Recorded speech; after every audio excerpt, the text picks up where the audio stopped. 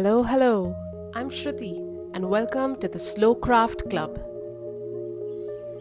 This snake project you're seeing started back in January when I was honestly just craving a break from my usual floral designs. While digging through my craft supplies, I stumbled upon these gorgeous pieces of raw silk that I'd picked up a few years ago during a visit to my hometown Chennai in South India.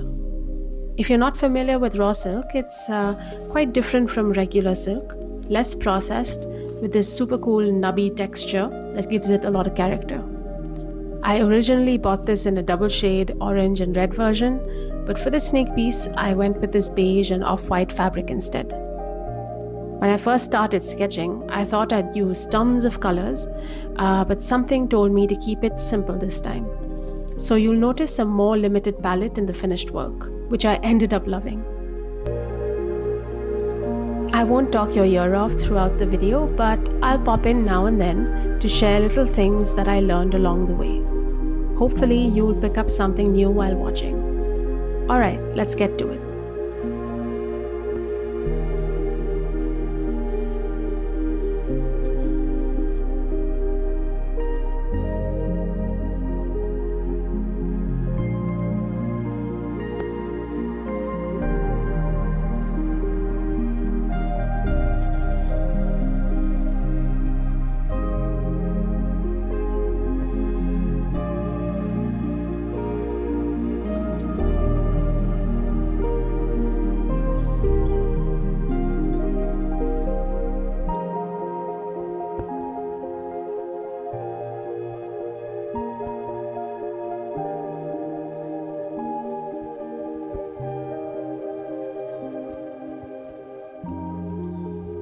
As you watch, you'll notice that I'm using my free hand to line up the thread before each stitch.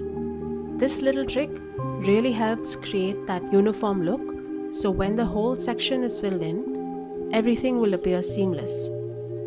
Also, this helps me leave room for a lighter mauve color that I'll be filling in on the edges very soon.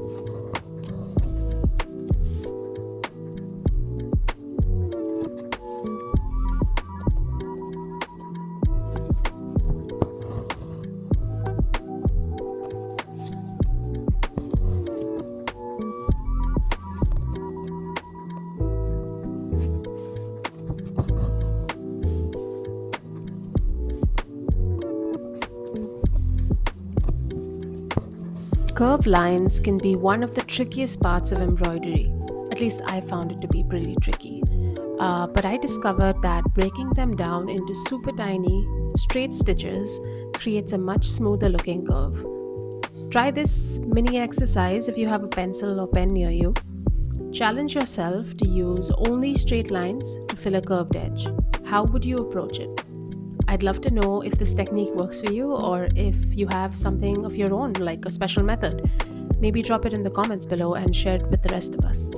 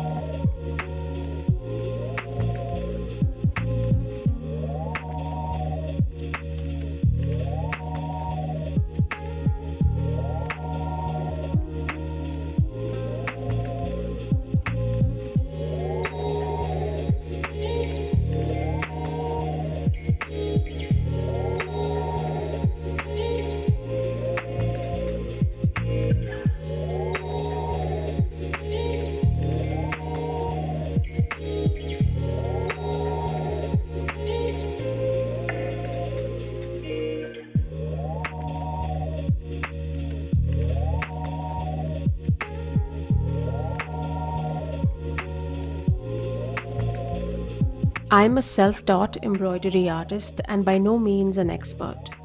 So, when I picked up silk thread for this project, I worried maybe I wasn't ready to delve into this new material. I was already experimenting with raw silk, and one challenge was enough. But I figured if I used it minimally in my design, maybe it wouldn't hurt. So, as you will see, I take just one strand and then I literally massage it with my finger, going in the direction of the fibers, not against it. This will ensure that they don't separate. It'll also help you successfully thread the needle and sort of prepare it for the wear and tear it's about to go through. After a few back and forth pokes, I'll recommend that you take stock of your thread. If it begins to look fuzzy and limp, you'll want to change it. Knot it up and use a fresh strand.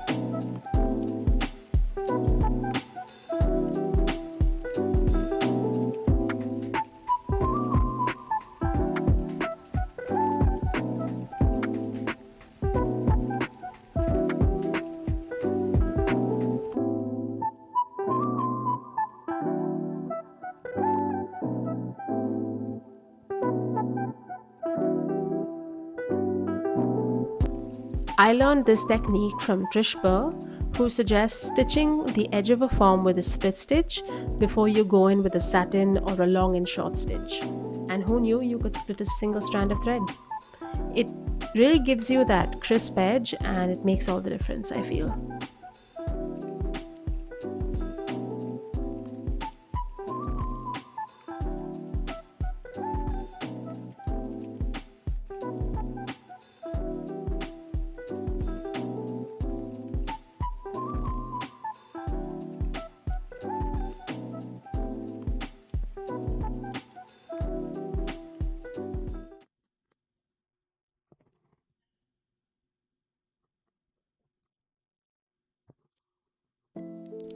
Did you happen to notice the tail end of my thread looks fuzzy? That's what I was talking about a little earlier. Another thing I forgot to mention is it also tends to get caught in your stitching, which is another reason why you should switch to fresh thread.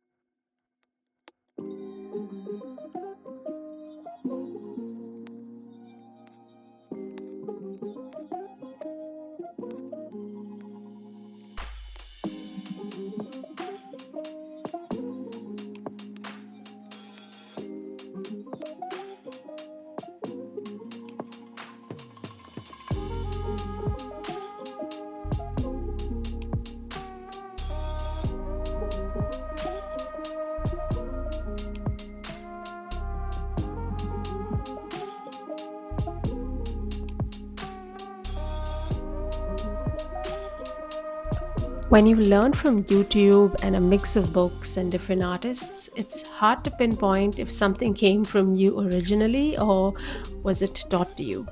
But I had this little aha moment when I realized that starting the flowers from the middle and drawing out that first long stitch actually creates a beautifully sharp edge.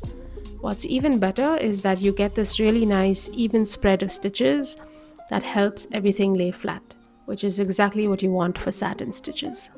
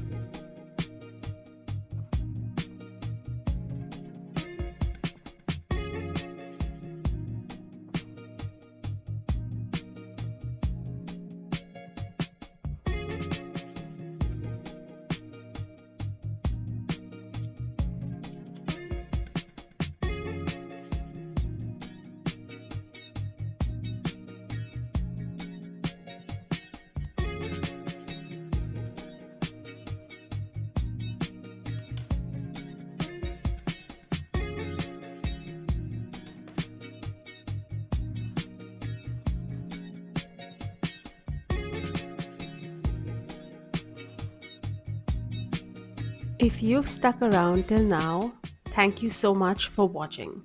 I really hope you found something insightful or useful along the way. If you're curious about what happened after I dunked this fabric into cold water to remove the sticky Solvy, hit that subscribe button. And if not, well, I'll see you when our algorithmic paths cross again. Until next time, craft slow and stay in flow.